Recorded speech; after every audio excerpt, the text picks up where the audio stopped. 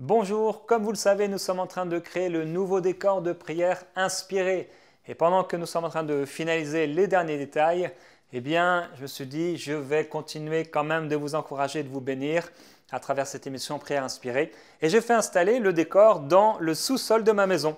Donc pendant plusieurs jours, je vais être avec vous. On va prier ensemble, je vais continuer de partager la parole à travers, depuis ma maison et depuis le sous-sol de ma maison. Et voilà, donc ensemble, on va se retrouver dans Prière inspirée tous les jours et pendant plusieurs jours, depuis le sous-sol de ma maison, on continue de prier et d'être encouragé par la parole de Dieu. On se retrouve donc dans Prière inspirée.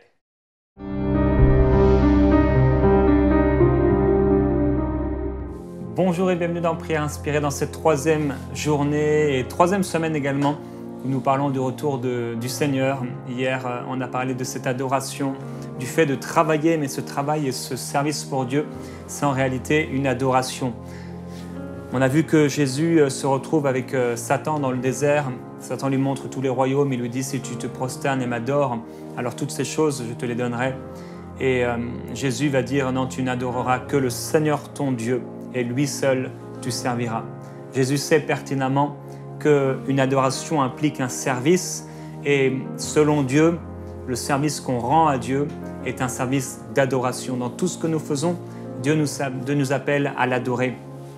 Et on a parlé de ce Jean qui va voir le trône de Dieu et 24 vieillards, et également Ésaïe qui va lui voir les séraphins avec 6 ailes. Extraordinaire vision, extraordinaire révélation, et je prie qu'aujourd'hui le Saint-Esprit nous transporte encore dans la révélation, alors que je vais vous partager sur le fait de porter du fruit. Oui, on a vu « Tiens-toi prêt car Jésus revient »,« Travaille car Jésus revient », et aujourd'hui « Porte du fruit car Jésus revient ». Et dans Luc, au chapitre 13, et au verset 6, il est écrit: Jésus dit une parabole. Un homme avait un figuier planté dans sa vigne. Il vint pour y chercher du fruit et il n'en trouva point. Alors il dit au vigneron: Voilà 3 ans que je viens chercher du fruit à ce figuier et je n'en trouve pas. Coupe-le. Pourquoi occupe-t-il la terre inutilement? Le vigneron lui répondit: Seigneur, laisse-le encore cette année. Je creuserai autour, j'y mettrai du fumier et peut-être à l'avenir donnera-t-il du fruit, sinon tu le couperas. Voilà donc une parabole du Seigneur Jésus-Christ à propos d'Israël qui ne porte pas du fruit. Dieu vient auprès d'Israël. Jésus est là 3 ans, passé au milieu d'Israël en tant qu'homme et en tant que Dieu, et il n'est pas reconnu, il ne porte pas du fruit. Et Israël qui a rejeté à la fois le message des anciens prophètes qui pourtant, tout en disant pourtant qu'ils suivent et ils servent le Seigneur. Et Jésus apparaît et il ne porte pas du fruit. Alors c'est une image pour Israël, c'est sûr, avant tout à l'époque où Jésus parle, mais c'est également une image pour nous. Et la Bible dit donc, le Seigneur dit, « Coupe-le, pourquoi occupe-t-il la terre inutilement ?» Et donc, c'est aussi l'image du Père qui vient auprès de nous voir si nous portons du fruit. Et le vigneron qui est là, qui est comme Jésus. Et Jésus dit: « Oh mon Père, ne le coupe pas. Je vais faire ce qu'il faut, le mettre dans un environnement favorable pour qu'il puisse porter du fruit. Et peut-être à l'avenir, trouvera-t-il du fruit, portera-t-il du fruit. » Et le Père, on voit que le Père instantanément répond à la demande du Seigneur Jésus-Christ. Il dit « Ok ». Et espérant, comme Jésus, que l'arbre puisse porter du fruit à l'avenir. Quand Jésus dit « Pourquoi occupe-t-il la terre inutilement ?» ou c'est le Père plutôt, ou en tout cas ici l'homme. « Pourquoi occupe-t-il la terre inutilement ?» Ça fait naître en nous quelque part une crainte en se disant « Mais oh, j'aimerais tellement pas que ce soit de moi que le Père parle ainsi. Je ne voudrais tellement pas être cet arbre que Dieu a planté sur la terre, qu'il a planté dans son royaume par la nouvelle naissance et qui ne porte pas du fruit. J'aimerais tellement pas me retrouver devant le Père et au lieu de l'entendre et peut-être même de m'attendre à entendre bien c'est bien, bon et fidèle serviteur, entre dans la joie de ton maître, l'entendre me dire, serviteur inutile. Ce serait une terrible parole que nous pourrions entendre de sa part. Mais je crois que nous sommes, comme le dit la Bible, dans des conditions meilleures et favorables au salut. Alors, il est écrit déjà même, la cognée se trouve à la racine des arbres et tout arbre qui ne produit pas de bons fruits va être coupé et jeté au feu. C'était le message de Jean-Baptiste à propos de l'arrivée du Seigneur, mais aussi de son retour. La hache est mise, donc, la hache est mise sur l'arbre et elle est prête à couper tous les arbres qui ne portent pas du fruit. On l'a dit et je le répète, on l'a encore à nouveau rappelé cette semaine, si Dieu nous a établis, c'est pour que nous puissions porter du fruit. Alors donc, un fruit, ça se mesure, ça se pèse. Un fruit, on peut le constater, le voir. On peut voir tout de suite dans un arbre si cet arbre porte du fruit ou pas. On peut voir tout de suite dans un arbre si les fruits qu'il porte sont pourris ou alors au contraire, ils sont propres à manger, si les fruits sont mûrs ou pas, s'il va même peut-être porter du fruit, les bourgeons qui peuvent nous montrer qu'il va porter du fruit. On peut voir au contraire qu'un arbre est sec, complètement sec, aucun bourgeon, aucune vie. Apparemment, il ne portera pas du fruit. Quel que soit le type d'arbre qu'on est, vous savez qu'il y a toutes sortes d'arbres. Il y a des arbres fruitiers et chaque arbre, selon son espèce, porte du fruit selon son espèce. On sait que l'apôtre va dire que même une étoile va différer en éclat d'une autre étoile. Et je veux briller et je veux porter du fruit. Si Dieu m'a établi sur la terre, c'est non seulement pour travailler, le servir en adoration, mais c'est également pour porter du fruit.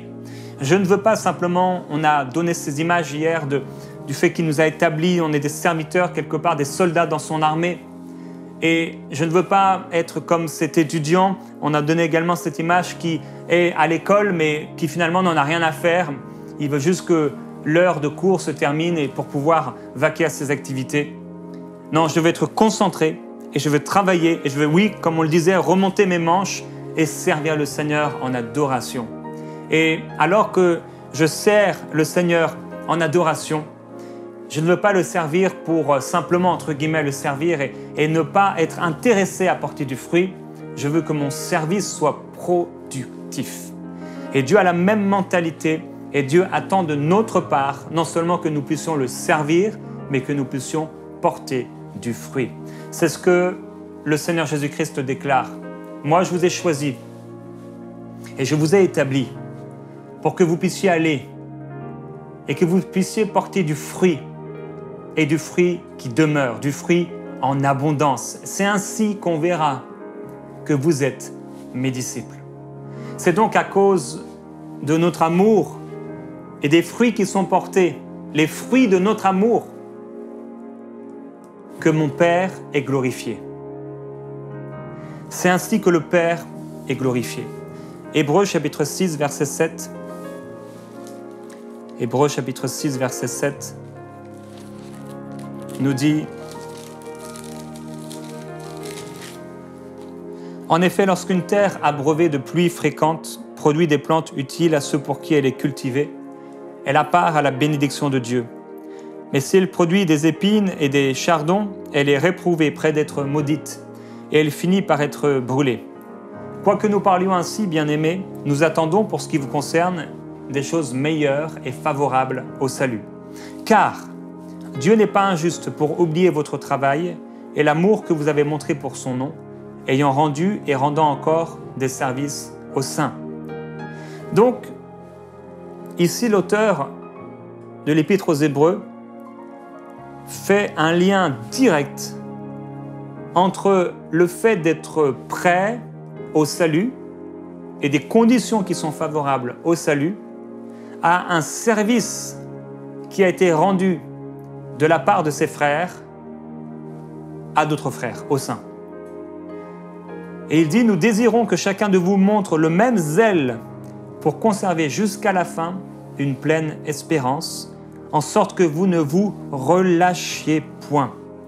et que vous imitiez ceux qui, par la foi et la persévérance, obtiennent ce qui leur avait été promis, ou encore héritent des promesses. Il ne faut pas qu'on soit comme les pharisiens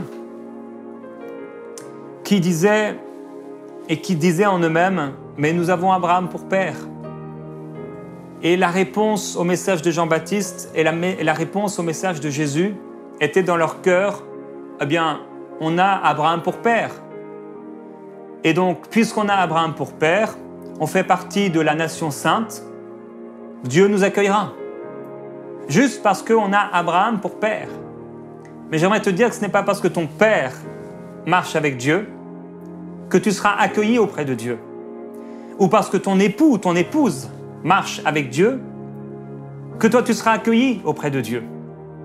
Ce n'est pas parce que ton épouse va à l'église, qu'elle sert le Seigneur et qu'elle prie, qu'elle a soif de Dieu et qu'elle t'encourage même souvent à écouter des prédications et des messages, à t'approcher de Dieu.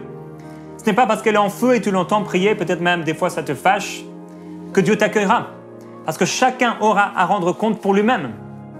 Il faut que tu puisses être sauvé, il faut que tu puisses revenir à Dieu et il faut que tu sois établi et que tu portes du fruit. Et tu seras établi par ta nouvelle naissance, tu seras établi par ta repentance, Dieu t'établira pour que tu puisses porter du fruit. Alors la question est claire. Comment ou quel est le poids de nos fruits? Est-ce qu'on peut le mesurer? Si le Seigneur nous posait la question, eh bien, aujourd'hui, ce mois-ci, cette année, quel est le fruit que tu as porté pour mon royaume? Est-ce qu'on aurait à rougir ou à s'interroger pendant longtemps en cherchant quelque chose qu'on a fait pour Dieu? Ou est-ce que ce serait avec assez de facilité qu'on pourrait lui dire, eh bien, et avec humilité, Seigneur, j'ai servi cette personne, j'ai fait ceci pour ton royaume, j'ai aimé telle personne, j'ai fait du bien à telle personne, j'ai visité telle personne, j'ai prié pour telle personne.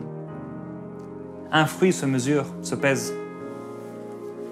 Un fruit, on le voit. Nous sommes des arbres, comparés à des arbres. Quels sont les fruits qu'on porte? Est-ce qu'aujourd'hui, tu es un arbre sec? En hiver, au Canada d'ailleurs, pas seulement, et dans beaucoup de pays, bien sûr, les fruits, les arbres sont secs. En hiver, tout est tombé, bien sûr. À l'automne, les feuilles sont tombées. Il n'y a plus aucun fruit. On a l'impression même que certains arbres sont morts. Et on a la surprise au printemps de voir que non, ils ne sont pas morts. Ils étaient encore vivants. Alors oui, il y a un temps.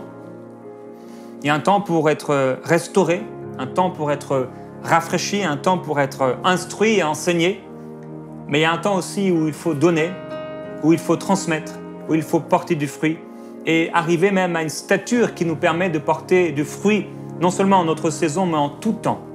Afin que si Jésus vient chercher dans le figuier des figues et qu'il n'en trouve pas, même lorsque apparemment ce n'est pas le moment, et s'il parle d'Israël, à un moment où il ne s'y attend pas, rappelez-vous que c'est le message de Jésus.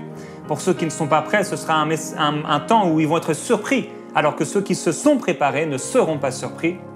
Et Israël est surpris comme ce figuier qui, hors de saison, pensait ne pas avoir à donner des figues. Mais Jésus vient parce qu'il choisit et c'est parce que c'est le maître. Il vient quand il veut, il fait ce qu'il veut. Et s'il dit que c'est maintenant que le figuier doit porter des figues, eh bien ce figuier doit se soumettre à la parole du maître. Alors il n'en est pas selon notre pensée, notre volonté, notre décision, nos façons de voir, nos raisonnements. Il en est selon ce que le Seigneur attend de nous. Et s'il dit que c'est la saison pour porter du fruit, c'est la saison pour porter du fruit. Père, nous voulons nous soumettre à toi. Et nous voulons nous soumettre à ta parole. Et si tu dis que c'est aujourd'hui le jour où nous devons porter du fruit, le jour où nous devons remonter nos manches et porter du fruit, nous voulons porter du fruit. On ne veut pas être semblable, Seigneur, comme dit ta parole, un misérable dans le désert, à un arbre 2 fois mort, déraciné. Mais nous voulons porter du fruit et du fruit en abondance. Oui, je parle à ceux qui sont comme des arbres morts, à ceux qui sont comme des arbres qui sont à moitié déracinés. Oh, s'il y a encore un reste, s'il y a encore une souche, s'il y a quelque chose qui est resté en terre, eh bien que Dieu puisse arroser, que Dieu puisse amener les forces nécessaires, la vie dans cet arbre afin qu'il puisse repousser. Même s'il a été coupé pendant un temps, à la base, oh Dieu dit de cela, de ces pierres, peut naître une descendance à Abraham. Ces pierres peuvent louer le Seigneur. Alors même si tu es semblable à une pierre aujourd'hui, tu te dis mais j'ai plus de racines, moi je suis complètement sec, ça fait longtemps que j'ai abandonné le Seigneur ou ça fait longtemps que j'ai plus une foi vivante, le zèle de la maison de Dieu ne me dévore pas, je ne suis pas en train de porter du fruit dans le royaume de Dieu, j'ai l'impression que le ciel est fermé au-dessus de ma tête, je suis sec comme un tronc d'arbre en plein hiver, sec, ou en plein été, un été torride, aride qui m'a amené à me dessécher complètement. Que Dieu amène la vie, que Dieu amène le souffle de vie, que Dieu amène cette pluie qui vient et qui t'arrose et qui t'abreuve et qui te fait du bien afin que tu puisses toi aussi nourrir et faire du bien à ceux qui t'entourent. Oui, nous désirons que chacun de vous montre le même zèle pour conserver jusqu'à la fin une pleine espérance afin que vous ne vous relâchiez pas. Ce n'est pas le temps de se relâcher les frères et les sœurs, ce n'est pas le temps d'abandonner, ce n'est pas le temps de renoncer. C'est le temps de continuer, c'est le temps de se relever, c'est le temps de servir Dieu et c'est le temps d'aller. Il nous a établis pour que nous puissions porter du fruit et du fruit qui demeure, un fruit abondant. Alors il nous appelle à aller de gloire en gloire. Je ne sais pas ce que tu fais, dans quel service, dans quel domaine tu sers le Seigneur aujourd'hui, mais je prie pour l'augmentation.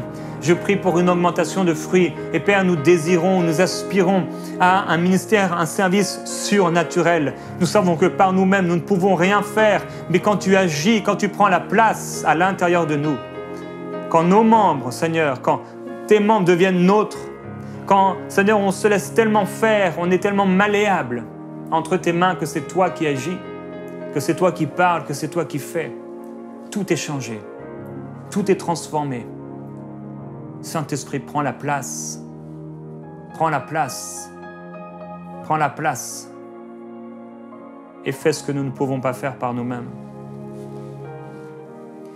Jésus a dit, « Je suis le cep et vous êtes les serments.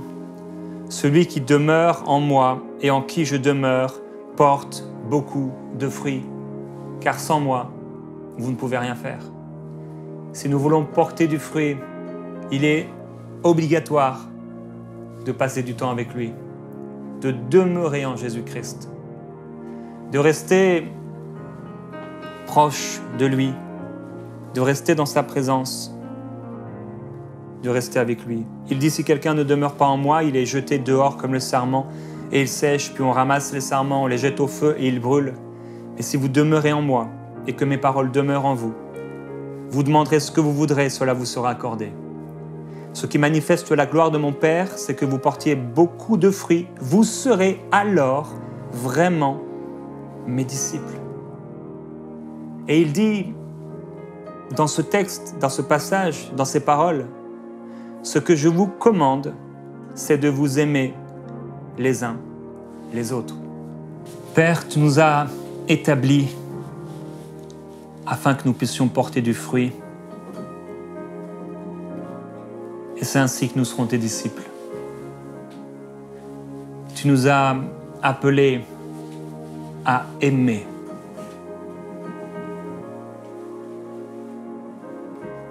Souvent, Père, on a oublié d'aimer notre prochain. On a été si souvent semblables à ce sacrificateur, l'homme qui connaît ta parole, l'homme qui pourrait corriger les autres, qui pourrait instruire les autres, qui pourrait encourager les autres, mais qui ne produit pas un fruit concret pour son prochain.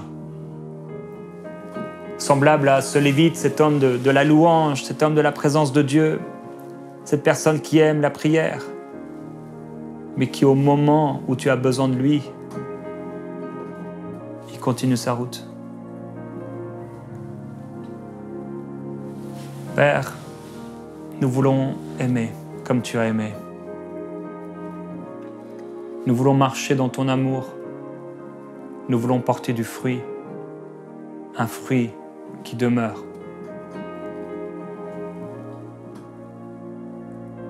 Aujourd'hui, tu nous appelles à veiller sur nos dispositions intérieures, sur la réalité de notre amour, la réalité de notre engagement, la réalité de nos œuvres, nous voulons porter du fruit. Seigneur, voici nos mains. Tu peux présenter tes mains au Seigneur, là où tu te trouves, et lui dire, et disons-lui ensemble, voici nos mains, voici mes mains pour te servir. Prends mes mains et fais de mes mains un instrument entre tes mains. Fais de ma bouche un instrument pour toi. Que mes pieds puissent se soumettre à ta volonté. Tu m'as établi. Tu m'as choisi. C'est toi qui m'as établi pour que j'aille et que je porte du fruit. Oui. Merci parce que tu m'as établi. Tu vis éternellement. Tu m'as établi pour que je porte du fruit, un fruit qui demeure. Alléluia. Saint-Esprit, merci. Merci Seigneur Jésus-Christ. Oui.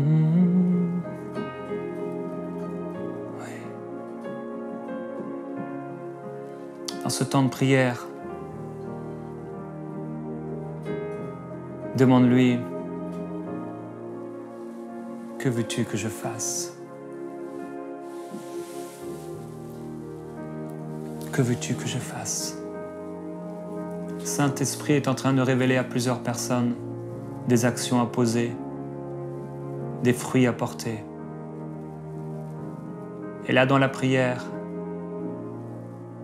tu peux noter ce que le Saint-Esprit te dit, ce que le Seigneur te partage, des choses simples, des choses parfois même rapides à accomplir, ou des fois vraiment qui vont te prendre beaucoup de temps. Disons-lui, Saint-Esprit, ouvre nos yeux encore et montre-nous comment nous pouvons aimer, comment nous pouvons faire du bien dans ce monde, comment nous pouvons faire la différence dans ce monde sans espérance. Tu nous as établis, tu m'as établi dans ton amour pour que je porte du fruit. Le Saint-Esprit, Soria Babaya Sandaramaye Sobrabaye Sotiye. Jésus, oh Yesaria Mamambra Yesorieti Briabaye Sotiye. Oh, me voici Seigneur pour toi. Oh, me voici, oui, dis-lui me voici Seigneur. Oh, Sabrama Ibraya Sotoboboye, oui, me voici Jésus. Voici mes mains, oh, me voici Seigneur. Oh, voici mon cœur, oui, me voici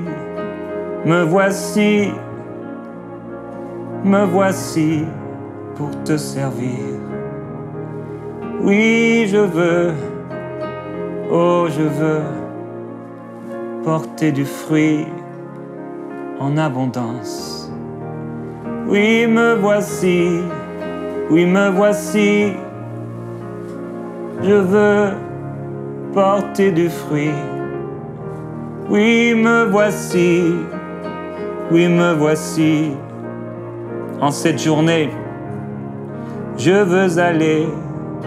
Oui, me voici, Je veux sortir, Seigneur, du train-train quotidien. Je veux sortir du naturel. Je veux sortir de ma zone de confort. Ô Saint-Esprit, souffle sur moi. Oui, me voici. Oui, me voici, Seigneur. Voici mon cœur. Voici mes mains. Oh, me voici. Oui, me voici. Prends tout, Jésus-Christ. Prends toute la place. Oui, me voici. Oui, me voici. C'est toi qui m'as établi. Je veux aller, je veux porter du fruit et un fruit qui demeure. Tu m'as appelé, tu m'as sauvé, tu m'as racheté, tu m'as lavé, tu m'as purifié, tu m'as sanctifié, tu m'as mis à part pour te servir. Oh, tu es mon Dieu, tu es le Maître, et c'est moi qui suis le serviteur. Oh, combien de fois j'ai inversé les rôles, j'ai imaginé que c'était à toi de me servir. Je me place sous ta main, je me place à tes pieds, je me prosterne devant ta face et je dis oui, Seigneur, envoie-moi.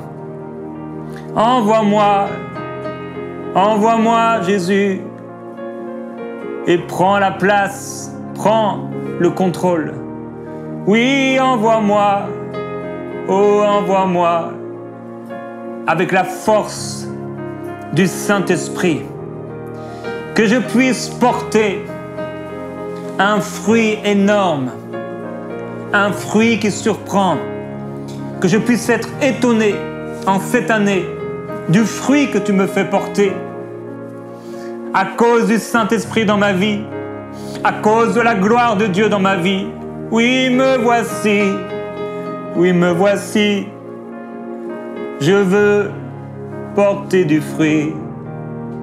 Oui, me voici, oui, me voici, je veux porter du fruit. Oui, me voici, oui, me voici, je veux t'adorer. Oh, me voici, oui, me voici, Seigneur, tu mérites la gloire. Je veux être ton disciple, je veux porter du fruit, faire du bien autour de moi. Je veux aimer, aimer, Seigneur, même quand on ne m'aime pas, aimer même quand on me critique, aimer même quand on me fait du mal, aimer même quand c'est difficile, aimer quand c'est moi-même qui ai besoin d'être aimé. Je veux aimer, Seigneur Jésus-Christ, quand c'est compliqué. Aimer en tout temps par ta grâce et faire du bien autour de moi. À toi qui avais tout pour être servi sur la terre, mais qui a dit « Je suis au milieu de vous comme celui qui sert ». Tu nous as montré l'exemple, toi le modèle parfait.